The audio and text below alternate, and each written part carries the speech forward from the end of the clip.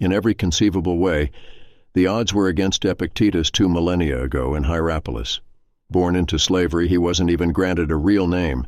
Epictetus simply means the acquired one. He endured torture, his labor was stolen, and his body was abused like a horse, ridden hard and cast aside. Later, he was unjustly exiled. Despite facing unfathomable adversity, Epictetus emerged triumphant. He didn't view his life as a chain of horrors or tragedies, but as a continuous series of opportunities.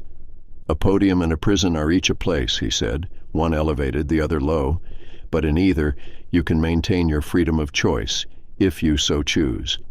Every event, he taught, has two handles, one to carry it by and one that makes it unbearable. Epictetus chose to focus on what was within his control, his thoughts, values, desires, and sense of self, and ignored everything else.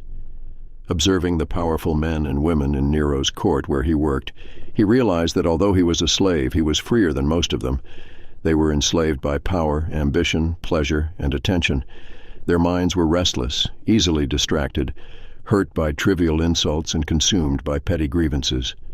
They led miserable lives. Educating himself under the great Stoic philosopher Musonius Rufus, Epictetus eventually earned his freedom.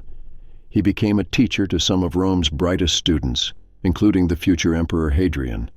His teachings even reached Marcus Aurelius, and suddenly, a man with so little power was guiding the most powerful people in the world toward better lives. From Epictetus, we don't just learn endurance and resilience, but how to craft a good life in any situation. Circumstances don't make the man, he said. They only reveal him to himself. The Stoics likened life to a play. Our only responsibility as actors is to perform our roles well and release the rest. That's how we must approach life. We don't control where we were born, who our parents are, or how others treat us. What we control is what we do with the material we've been given. Yes, much is beyond our control, but we have more agency than we realize. Through determination and skill, we can shape our destiny. Control it?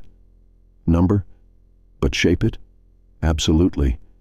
By delivering a brilliant performance in whatever role we find ourselves in.